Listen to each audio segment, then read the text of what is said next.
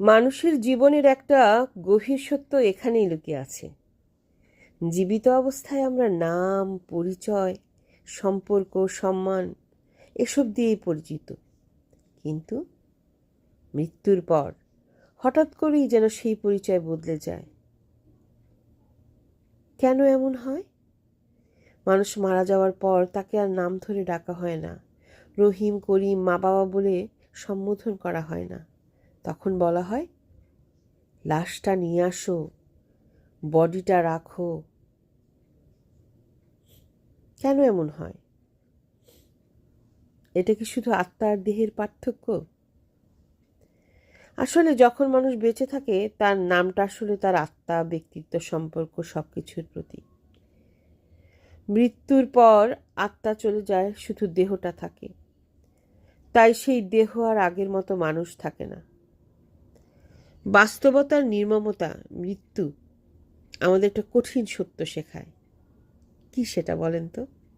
আমরা আসলে এই দেহ না, দেহটা শুধু একটা বাহন। এই বাহনকে কত যত্ন করে রাখি। যখন প্রাণ নেই তখন সেই দেহটাকে আলাদা করে দেখা হয়। লাশ, বডি শব্দগুলো ব্যবহার করা হয়। কেন করা হয়? যাতে মানুষের মনে একটা মানসিক দূরত্ব তৈরি হয়, যাতে শোক সামলানো একটু সহজ হয়।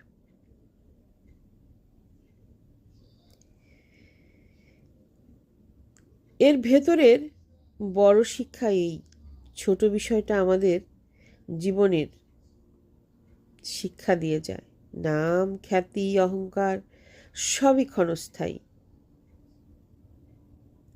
আজ যেই নামের জন্য এত দৌড়ঝাঁপ, মৃত্যুর পর সেটাও হারিয়ে যায়।